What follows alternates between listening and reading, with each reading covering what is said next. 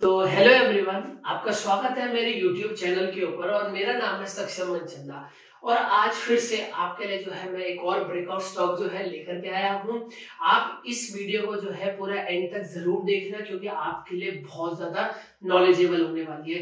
क्यों? क्योंकि first part के अंदर मैं आपको ये बताने वाला हूं कि कंपनी क्या है। मतलब जो आज हम कंपनी डिस्कस करने जा रहे हैं जिसमें ब्रेकआउट आया है, वो कंपनी एक्चुअली है क्या, वो काम करती क्या है और वो कैसे पैसा जो है कमा रही है। ठीक है। सेकेंड पार्ट के अंदर हम जानेंगे कंपनी के फंडामेंटल एनालिसिस करके। ठीक है ना, जिसके अंदर मैं आपको बताने वाला हूं कंपनी के रेशियोज के बारे में, कंपनी के पीयर्स के बारे में, कंपनी के अदर फैक्टर्स जो कि उसको अफेक्ट कर रहे हैं या प्रमोटर होल्डिंग है, ये सारी बातें जो है हम सेकेंड पार्ट के अंदर करेंगे। और लास्ट और फाइनल जो सबसे इंपॉर्टेंट पार्ट जिसके लिए सब वेट करते हैं वो है टेक्निकल एनालिसिस, कि आप स्टॉक चार्ट के ऊपर देख करके कि प्राइस के अंदर क्या मूवमेंट आ रहा है, ये देख करके डिसाइड कर सकते हैं कि आपको एंट्री जो है कैसे लेनी है। तो वीडियो को जो है शुरू करते हैं। अगर आप चैनल के ऊपर नए हैं तो चैनल को सब्सक्राइब और वीडियो को लाइक जरूर कर दें क्योंकि आपके लिए काफी ज्यादा जो है बेनिफिशियल रहने वाली है। तो चलिए वीडियो को जो है शुरू करते हैं। और आज की जो हमारी कंपनी है उसका नाम है चमन लाल सेठिया एक्सपोर्ट लिमिटेड।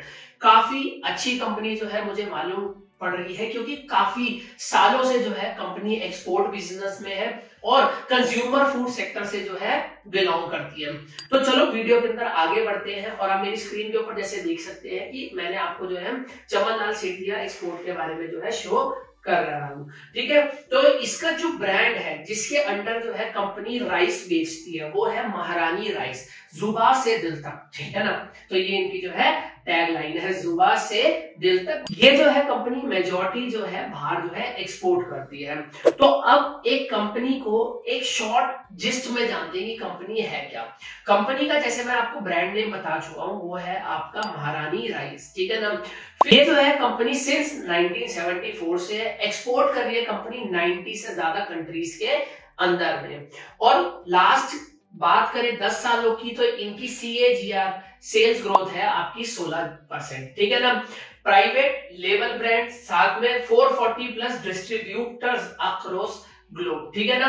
फिर बात करें वेयर हाउस कैपेसिटी की तो वो है 80,000 मेट्रिक टन की। ठीक है ना। अब मैं कंपनी की जर्नी आपको वो जो है डिस्कस करता हूं कि कंपनी पिछले किसके साल के अंदर क्या क्या जो है कर चुकी है, आज आपको वो बताते हैं। ठीक है। तो 1974 की बात करें तो the company started rice milling. ठीक है ना। तो कंपनी ने स्टार्ट करा 1974 के अंदर। अब मैं बात करूं 1977 तो कंपनी ने फर्स्ट राइस फैक्ट्री जो है अपनी डाली अमृतसर पंजाब के अंदर। 1980 की बात करूं तो महारानी basmati rice was trademark and launch. तो कंपनी ने उसको ट्रेडमार्क करा दिया, किसको? महारानी बासमती राइस को, और उनको जो है लॉन्च कर दिया उस प्रोडक्ट को। ठीक है ना। 1982 की बात करूं तो फर्स्ट एक्सपोर्ट शिपमेंट हुआ। 1985 में बात करूं तो कंपनी ने सेकंड फैक्ट्री डाली, वो भी अमृतसर पंजाब के अंदर में। फिर 1989 के अंदर स्टार एक्सपोर्ट हाउस, ठीक है ना, was recognized as a star export house. ठीक है, ये रिकॉग्नाइज हुई as a star export house. फिर बात करूं 1993 की तो इसने अपनी एक और जो कि मेजर अपनी फैक्ट्री डाली, वो डाली करनाल हरियाणा के अंदर में। ठीक है। फिर ऐसे ही जो है कंपनी पब्लिकली लिस्ट हुई। ठीक है। 2004 के अंदर प्राइवेट लेबल हुआ इनका इंट्रोड्यूस। फिर उसके बाद 2016 के अंदर 3 स्टार एक्सपोर्ट हाउस की तरह से जो है रिकॉग्नाइज करा गया। ठीक है। फिर 2022 के अंदर बात करें तो the company exported to 89 countries with over 300 plus private label brands. ठीक है ना। ये रही कंपनी की आपकी सारी जर्नी। ठीक है।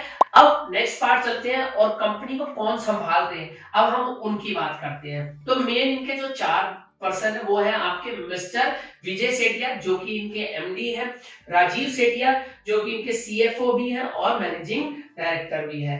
अब बात करें अंकित सेठिया और सांकेश सेठिया की, वो है आपके एग्जीक्यूटिव डायरेक्टर और दोनों ही। ठीक है ना।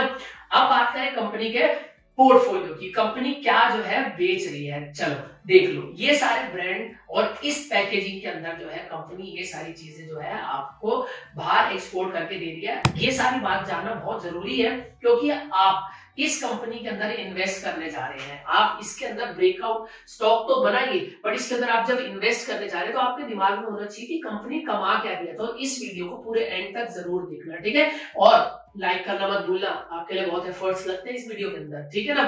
चलो आगे देखते हैं कंपनी का सिंपल सस्टेनेबल बिजनेस मॉडल, वो जानते हैं। सबसे पहले कंपनी जो है प्रोक्योर करती है जो भी उनको चीजें चाहिए होती है। प्रोक्योरमेंट मतलब लेना, अपने पास प्रोक्योर करना, ठीक है ना।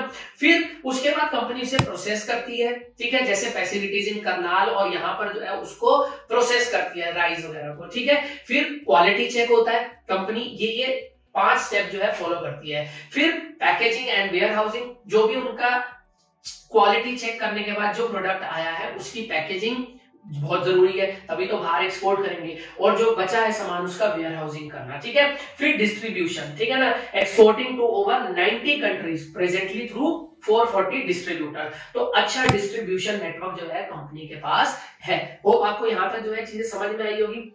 अब बात करें की इन्वेस्टमेंट हाइलाइट्स की कंपनी की, तो वो है बासमती राइस इंडस्ट्री अपॉर्चुनिटी, फिर largest private label exporter of India, strong processing and warehousing capacity है, रोबस्ट फाइनेंशियल प्रोफाइल, ठीक है, क्रिजल ए स्टेबल कंपनी है, क्रिजल ए रेटिंग जो है इनको मिली हुई है, ठीक है। फिर कंपनी सबसे इंपॉर्टेंट बात काम करती है एसेट लाइट मॉडल के ऊपर विद प्रूडेंट इन्वेंटरी मैनेजमेंट। ये तो चलो छोड़ो, बट हाँ ये बात जाननी बहुत जरूरी है कि कंपनी एसेट लाइट मॉडल के ऊपर जो है काम करती है। अगर आपको नहीं पता एसेट मॉडल क्या होता है, एसेट लाइट मॉडल क्या होता है, एक बार आप गूगल करके जाने, और आपको भी पता होना चाहिए सारी। आप इन्वेस्टर अगर बन रहे हैं, आप थोड़ा भी इन्वेस्ट करने जा रहे हैं ना अपना पैसा, तो कंपनी के बारे में बिल्कुल जाने, आपका हक है। तो आप अपना पैसा डालें, मेरे कहने पे, किसी XYZ पर्सन की रिकमेंडेशन पे पैसा ना डालें।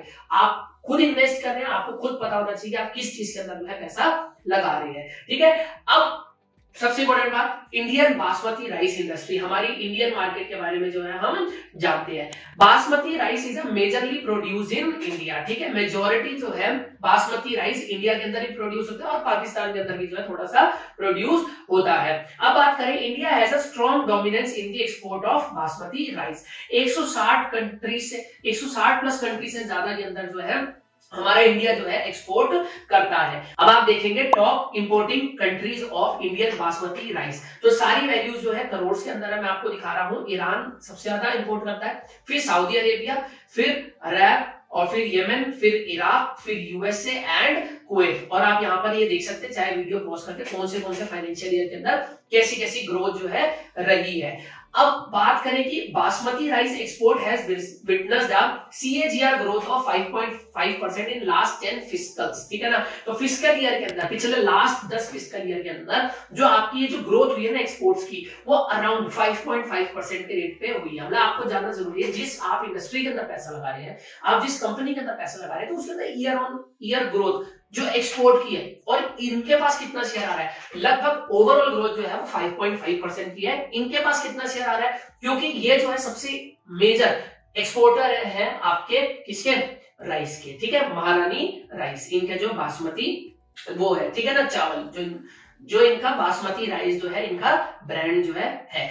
तो कंपनी जो है लिस्ट हो रखी है, इनका जो सिंबल है वो है CLSEL, ठीक है, India leading private label rice exporter, ठीक है, समझ में आया। अब ये कंपनी के बारे में आपको एक शॉर्ट हिंट फिर से दे रहा हूं। एक्सपोर्ट टू 90 प्लस कंट्री, ठीक है, एक्सपोर्टिंग सिंस 1982, फ्लैगशिप ब्रांड है इनका महारानी, एंटायर एक्सपोर्ट, ठीक है ना, इंश्योर्ड है आपका ECGC कवर से, ठीक है, recognized as a 3 star export house, 440 से ज्यादा डिस्ट्रीब्यूटर्स है, with the average relationship of 15 years, सबके साथ पुराना संबंध है। तो कंपनी अपने एक्सपोर्टर, अपने डिस्ट्रीब्यूटर के साथ भी जो है एक अच्छा हेल्दी रिटर्न जो है मेंटेन करके दे रही है, ठीक है। Exports contributed around 85% of sales, ठीक है। गवर्नमेंट भी जो है इनको फेवर कर सकती है और करती आई भी है, क्योंकि एक्सपोर्ट कर रहे हैं ना, इंपोर्ट नहीं कर रहे। ऑब्वियसली जब हम हमारे इंडिया की कंट्री बाहर एक्सपोर्ट करेंगे तो गवर्नमेंट भी प्रमोट करती है, ठीक है।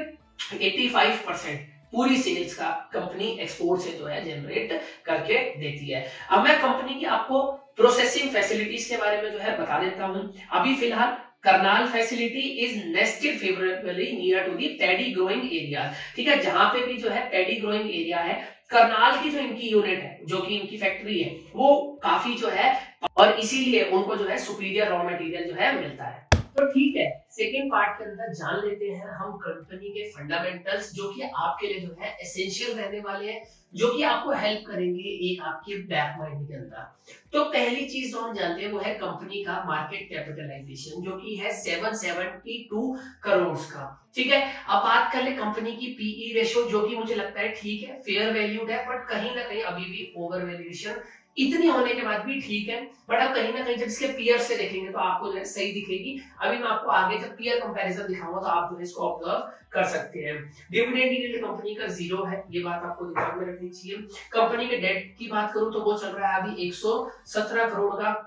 कंपनी की सेल्स ग्रोथ एवरेज वो कितनी है, 9.51 करोड़ की, बट अभी जो आप प्रॉफिट ग्रोथ देख रहे हैं वो है -20.76% की। ठीक है, कंपनी की अगर आप फेस वैल्यू देखें स्टॉक प्राइस का तो वो है अभी 2 रुपीज, और वहीं पर मैं आपको रिटर्न ऑन कैपिटल एम्प्लॉयड वो बात करूं तो वो चल रहा है कंपनी का अराउंड 20%, 19.29 लगभग 19.5% है, और return on equity company generate करके दे रही है 17.12% का। यहां तक बेसिक बात क्लियर है। अब मैं आपको कंपनी के पीयर्स के बारे में जो है बता देता हूं। ठीक है, तो कंपनी में आप देखोगे कि उसके जो पीयर्स हैं वो सारे ये हैं,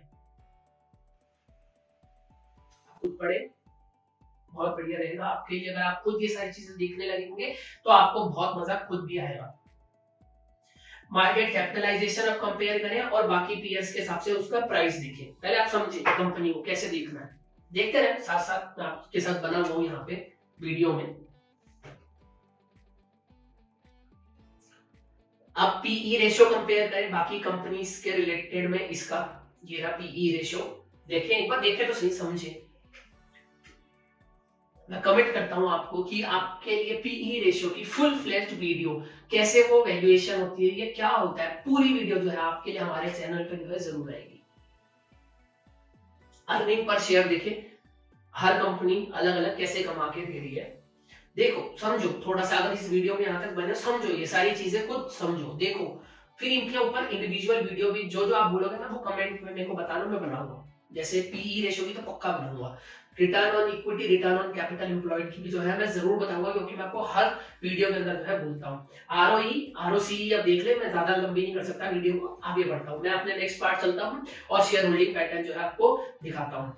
तो आप शेयर होल्डिंग पैटर्न देखेंगे तो प्रमोटर होल्ड कर रहे हैं 73.87%। जैसा कि मैंने आपको बताया था, इनके जो मेन की मैनेजमेंट है उसके अंदर जो 4 जने थे वो प्रमोटर भी रहे इनके, और अभी फिलहाल एमडी वगैरह जो भी है इनके, एग्जीक्यूटिव डायरेक्टर वगैरह, वो सब प्रमोटर मिलकर के होल्ड कर रहे हैं। इसका 73 लगभग 74% जो है होल्ड कर रहे हैं। अब मैं बात करूं पब्लिक होल्डिंग की, वो है 25.8%। ठीक है, ज्यादा पब्लिक जो है इसके अंदर इन्वेस्टेड है। भीड़ भड़के में भी कई बार जो है लोग घुस आते हैं, मुझे नहीं पता वो किस बेसिस के अंदर इसके अंदर घुसे हुए हैं, बट आपको जो है आज ये वीडियो देख करके मोस्ट प्रोबेबली समझ में आ जाएगा कंपनी क्या है, वो बिजनेस क्या कर रही है, और अदर फैक्टर भी जो है आपको क्लियर हो जाएंगे। इसके अंदर डीआईआईएस तो कुछ भी होल्ड नहीं करते, बट हाँ कहीं ना कहीं एफआईआईएस जो है होल्ड करते हैं 0.34% का। एक बात सही है कि कोई भी शेयर कंपनी के जो कि प्रमोटर होल्ड करता है वो जो है प्लेज नहीं है। अब देख लेते हैं कंपनी के क्वार्टरली रिजल्ट्स। ठीक है ना, तो क्वार्टरली रिजल्ट्स के अंदर आप देखेंगे पिछले दिसंबर से इस दिसंबर के अंदर कंपनी की सेल्स ग्रोथ 218 करोड़ से बढ़कर के होगी 350 करोड़, जो कि एक अच्छा जंप है। वहीं पर कंपनी के खर्चे भी जो है साथ में बढ़े हैं, हमारे को ये चीज इग्नोर जो है नहीं करनी चाहिए। पिछले क्वार्टर से बात करूं, इस क्वार्टर में अच्छा जंप आया है, बट जून क्वार्टर के बाद सितंबर क्वार्टर में कंपनी की सेल्स घटी थी, ये ध्यान रखना बात। ठीक है, फिर उसके बाद वापस से जो है कंपनी ने रिकवर करा और मार्च के कंपैरिजन में जो है आगे बढ़ गया, और पिछले दिसंबर 2021 के क्वार्टर से जो है आगे अब बढ़ चुकी है। ठीक है, अब मैं बात करूं प्रॉफिट आफ्टर टैक्स, जो कि अच्छा ग्रोथ हुआ है पिछले क्वार्टर से इस क्वार्टर के अंदर, ऑलमोस्ट डबल है। डबल कैसे, 15 का डबल कितना होता है आपका 30, ठीक है ना, या फिर अगर आप इसको 16 काउंट करें तो इसका डबल हो गया 32, और अभी फिलहाल कंपनी की जो है 37.46 जो है प्रॉफिट आफ्टर टैक्स चल रहा है। क्वार्टरली रिजल्ट्स जो इसके शो कर रहे हैं, तो मतलब ऑलमोस्ट 100% जो है इसका प्रॉफिट जो है आफ्टर टैक्स वाला वो जो है बढ़ा है। और आप देखेंगे EPS earning per share adjusted EPS आप देखेंगे वही 3.09 से 7.24 ऑलमोस्ट 100% जो है बढ़ चुका है। अब बात कर लेता हूं मैं आपसे प्रॉफिट एंड लॉस अकाउंट की। पिछले 5 साल का हम इस वीडियो के अंदर डिस्कस करने वाले हैं। नेट सेल्स आप देखेंगे 746 करोड़ से कितनी हो गई है 932 करोड़। लगभग पिछले 4-5 साल के अंदर में आप देखेंगे, देखो यहाँ पे ये कैसे हो रहा है, मार्च के अंदर भी बढ़ी है, कम नहीं हुई है। आप देख रहे हो कंपनी कोविड टाइम के अंदर भी कई कंपनी की सेल्स जो है अफेक्ट हुई है, क्योंकि कंपनी एक्सपोर्ट बिजनेस के अंदर है। गवर्नमेंट भी जो है इनको सपोर्ट करती है, जो भी कंपनी एक्सपोर्ट्स करती है। तो आप देखेंगे यहाँ पर कंपनी की सेल्स के अंदर बहुत ज्यादा गिरावट जो है नहीं आई है। जो बाकी ब्रेकआउट स्टॉक्स आपने देखे थे उसके अंदर कंपनी की सेल्स काफी ज्यादा जो है घटी थी, पर इसके अंदर आप देखोगे घटी नहीं है, एक कंसिस्टेंट तरीके से। आप देखो 746, 769, 797, 851 आप देख रहे हो कितना जंप आया, और एक उसी के हिसाब से जो है एक कंसिस्टेंटली कंपनी जो है नेट सेल्स जो है अपनी बढ़ाती आई है। और वहीं पर आप देखेंगे प्रॉफिट की बात, उस पर जो है थोड़ा इम्पैक्ट तो भी पड़ा है कोविड के टाइम पे। इधर तो देखो प्रॉफिट बढ़ा है, बट आफ्टर कोविड टाइम जो रिकवरी टाइम उसमें कंपनी का प्रॉफिट जो है कम जो है हो गया है। ठीक है, चलो अब कंपनी की एक बार बैलेंस शीट पे भी जो है नजर डाल लेते हैं। आप बैलेंस शीट देखेंगे कुछ टाइम में, आप देखो कंपनी के शेयर कैपिटल जो है कांस्टेंट है। ठीक है, टोटल रिजर्व देखोगे तो कंपनी अपने रिजर्व भी जो है मेंटेन कर रही है, ताकि कोई भी अनफोरसीन जो इवेंट होते हैं उनके लिए भी प्रिपेयर है। कहीं ना कहीं वो भी कंपनी अपने लिए रिजर्व जोड़ के रखती है, या फिर अपने बिजनेस की एक्सपेंशन के लिए तो भी जो है कंपनी रिजर्व जो है जोड़ के रखती है। मतलब रिजर्व बेसिकली जो भी कंपनी ने प्रॉफिट कमाया उस प्रॉफिट के 2 हिस्से होते हैं। पहला हिस्सा जो कि शेयर होल्डर को कंपनी दे देती है एज अ डिविडेंड, दूसरा जो अपने पास रख लेती है जिसको हम बोलते हैं रिटेन्ड अर्निंग, वही जो है रिजर्व भी जो है आपके बनते हैं। ये चीज जो है होप आपको जो है समझ में आई होगी। अब मैं आपको कंपनी का कैश फ्लो दिखाता हूँ, और उसके अंदर बेसिकली प्रॉफिट फ्रॉम ऑपरेशन जो है मैं आपको शो करता हूँ। पिछले 5 सालों में आप देखेंगे कि 2018 में कंपनी कमा रही थी 60 करोड़ अपने मेन कोर बिजनेस से। मार्च 2019 के अंदर वो घट करके 52 करोड़ हुआ, फिर 70 करोड़, मार्च 2021 के अंदर 109 करोड़, और मार्च 2022 के अंदर आप देखेंगे 87 करोड़। पिछले ईयर से इस ईयर में जो है कम नहीं है। अब देखें नेक्स्ट 2023 के अंदर जब रिजल्ट्स आएंगे तो जो है सारी चीजें जो है और पता लगेंगी। ठीक है, तो चलो अब हम चलते हैं वीडियो के नेक्स्ट पार्ट के अंदर, जिसके अंदर मैं आपको टेक्निकल एनालिसिस बताने वाला हूं, जिसके लिए आप सब जो है बेकरार रहते हैं। तो ये रहा चमनलाल सेठिया का जो है आपके पास चार्ट खुला हुआ है। ये है अभी मंथली टाइम फ्रेम के ऊपर मैं आपको दिखा रहा हूँ। और ब्रेकआउट कहाँ हुआ है आप देखेंगे 130 का लेवल जो है एक इंपॉर्टेंट लेवल था, क्योंकि प्राइस ने पहले इस लेवल पे रेजिस्टेंस लिया। आप देख रहे हैं ये वाला जो लेवल है ये पर्टिकुलरली, ठीक है, फिर यहाँ रेजिस्टेंस लिया, फिर यहाँ पे भी जो है कंपनी ने पहले भी रेजिस्टेंस लेके नीचे जो है आई है। अब ये जो पर्टिकुलर स्टॉक है इसके ऊपर ट्रेड कर रहा है, बट कहीं ना कहीं अभी इस लेवल पे जो है रेजिस्टेंस फेस कर रहा है। मैं आपको ये भी जो है बात बताऊंगा। और यहाँ पर आप देखेंगे मंथली टाइम फ्रेम पे अभी तो यहाँ पे सेलिंग आ रही है 154 के ऊपर। मैं मानता हूं कि ये जो स्टॉक है आपको एक अच्छा मोमेंटम जो है दे सकता है एक हायर टाइम फ्रेम के लिए। तो अब चलते हैं 1 वीक के टाइम फ्रेम पे और जानते हैं अभी फिलहाल क्या चल रहा है। आप देखेंगे यहाँ पर पर्टिकुलरली ये जो स्टॉक है कितनी बार जो है रेजिस्टेंस जो है यहाँ पे लिया है, इसीलिए ये एक इंपॉर्टेंट लेवल है। और कहीं ना कहीं आप देखेंगे इस लेवल में यहाँ पे ब्रेकआउट हुआ था, रिटेस्ट हुआ, रिटेस्ट होकर के अब जो है स्टॉक एक गैप अप खुला है वीकली या फिर 1 डे के टाइम फ्रेम पे। अब बात करेंगे हमारी एंट्री जो है वो कैसे रहेगी। देखो यहाँ पर एक सेलिंग वीक बन रही है, आप देख सकते हैं यहाँ पे एक सेलिंग वीक बन रही है। सेलिंग वीक मतलब 154 के ऊपर प्राइस जो है रेजिस्टेंस ले रहा है, राइट। अब बात करते हैं हमारी एंट्री जो है बेसिकली कैसे बनेगी। मैं आपको 1 डे के टाइम फ्रेम पे जो है ले चलता हूं और मैं कैसे एंट्री लेने वाला हूं मैं आपको वो बता देता हूं। मैं प्राइस के वापस से जो है इस पर रिट्रेस होने का वेट करूंगा। 138 के प्राइस पे जो है मैं रिट्रेस होने का वेट करूंगा, बट उससे पहले क्योंकि यहाँ पे अभी सर्टेनिटी नहीं है तो इसके ऊपर भी प्राइस जा सकता है। इसीलिए मान लो मैं आपको हर बार 1000 क्वांटिटी से बता सकता हूँ, अब मैं फिर बताता हूँ 1000 क्वांटिटी से। अगर मुझे 1000 क्वांटिटी लेनी है तो मैं लगभग इसी प्राइस लेवल पे जो कि अभी चल रहा है, जो कि लास्ट स्विंग के आसपास जो चल रहा है ये प्राइस लेवल, इस पे जो है मैं अपनी 10% क्वांटिटी जो है डाल लूंगा, जो कि मैं हो सकता है कल जो है परचेज कर लूं। ठीक है, फिर उसके बाद मैं ये जो है इंपॉर्टेंट लेवल कंसीडर करता हूं, जो कि ये वाला है 138 का, और उससे पहले एक ये भी लेवल जो है मेरे लिए इंपॉर्टेंट रहने वाला है। ये मैं आपको स्ट्रेटेजी लगभग 2 हफ्ते, 4 हफ्ते, 5 हफ्ते, मैक्सिमम 3 मंथ्स के लिए जो है बता रहा हूँ। उसके बाद अगर हमारा स्टॉक नहीं आता तो हम एक तरीके से इसमें से आउट हो जाएंगे, और जो हमारा लॉस होगा कुछ परसेंटेज जो कि आप अपने हिसाब से डिसाइड करोगे। 1:2 का टारगेट लेना है, उस हिसाब से जो भी आपकी रेशियो है 1:3 का लेना है या 1:1 का लेना है, उसके हिसाब से जो है आप डिसाइड कर सकते हैं। अब मेरी रही बात बाकी एंट्री की, तो मेरी जो 50% क्वांटिटी होगी वो 138 के प्राइस के ऊपर जो है आ जाएगी। ये जो 138 का प्राइस है इसके ऊपर जो है मैं अपनी 50% क्वांटिटी जो है ऐड कर लूंगा। इन केस स्टॉक फर्दर नीचे आता है, ठीक है, तो मेरी मैक्सिमम एंट्री जो ये लेवल है ना, आप देख रहे हैं ये स्विंग, ये मेरा स्टॉप लॉस रहने वाला है, ठीक है। ये जो अभी रिसेंट स्विंग है 124 का, ये मेरा एसएल रहने वाला है। मैं आपको प्राइस भी जो है ना मार्क करके दे रहा हूँ, इसको मैं कर देता हूँ रेड कलर, ठीक है, ताकि आपके लिए जो है बाद में ये आसानी रहे जानने में। और ये वाला जो है मेरा, जिसके अंदर मैं अपनी 70 to 90% क्वांटिटी, अब ये डिपेंड करेगा उस टाइम पे ये स्टॉक कैसा मूवमेंट दिखा रहा है, मैं उस हिसाब से इसके अंदर जो है अपनी 70 to 90% क्वांटिटी जो है इसके अंदर इन्वेस्ट कर चुका होऊंगा, ठीक है। और उसके बाद जो है मैं फर्दर इसके अंदर जो मेरा पहला टारगेट लेने वाला हूँ, वो अगर यहाँ पे प्राइस आता है तो मेरा पहला टारगेट रहेगा 138 का, ठीक है। उसके बाद जब ये ब्रेकआउट होगा वापस से लेवल, क्योंकि ये एक इंपॉर्टेंट रीसेट रेजिस्टेंस लेवल है, तो फिर उसके बाद मैं इसको होल्ड करूंगा अपने नेक्स्ट मूव के लिए, जो कि रहेगा 144 का मैक्सिमम। अगर मैं ये स्ट्रेटेजी अगर आपको बता रहा हूँ 3 हफ्ते, तो मैक्सिमम मेरा टारगेट यहीं तक रहेगा, जो कि है 144 का।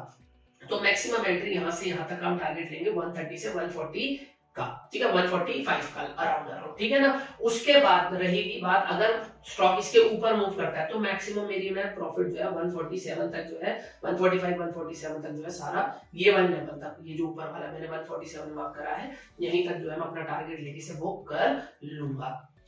हो आपको यहाँ तक ये सारी बातें जो है समझ आती होंगी।